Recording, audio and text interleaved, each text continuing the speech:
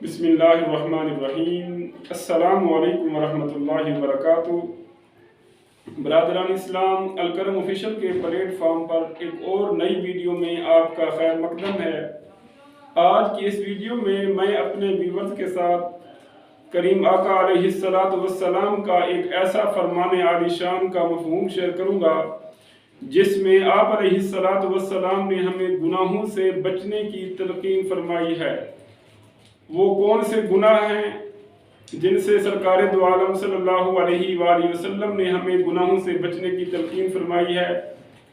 برادران اسلام، یہ سب کچھ جاننے سے پہلے ایک چھوٹی سی ریکویسٹ کہ الکرم آفیشل کے پلیٹ فارم پر نئے آنے والے دوستوں سے گزارش ہے کہ اس چینل کو سبسکرائب کریں اور بیل آئیکن کو آل پر پریس کر کے رکھیں تاکہ اس طرح کا مزید اسلامک کانٹینٹ آپ تک پہنچتا رہے۔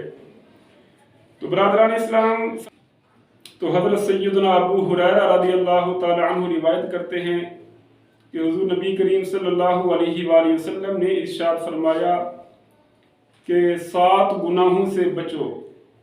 تو صحابہ کرام رضوان اللہ تعالی علیہم اجمعین نے عرض کیا، یا رسول اللہ صلی اللہ علیہ وآلہ وسلم، آپ ہمیں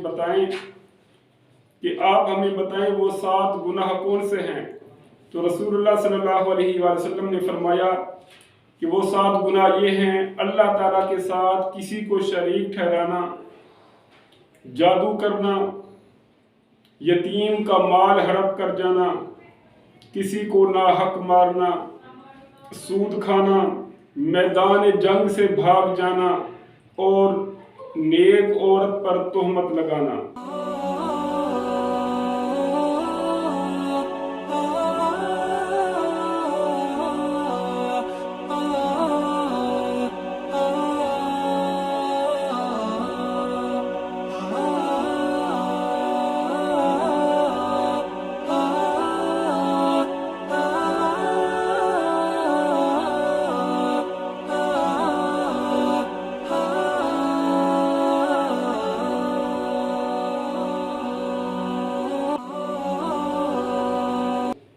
تو عزیزان گرامی، یہ وہ 7 گناہ ہیں جن سے ہمیں سرکار دو عالم صلی اللہ علیہ وآلہ وسلم نے بچنے کی تلقین فرمائی ہے۔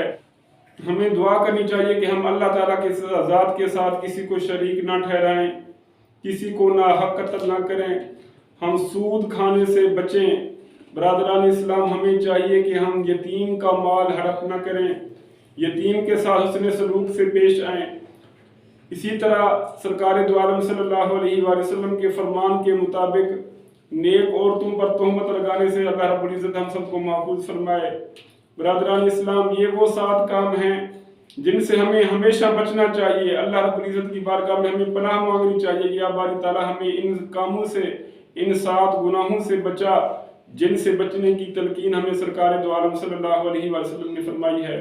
اللہ رب العزت کی بارگاہ میں دعا ہے کہ یا باری تعالیٰ ہم سب کو عمل کی توفیق عطا فرما، آمین بجاہ نبی الامین۔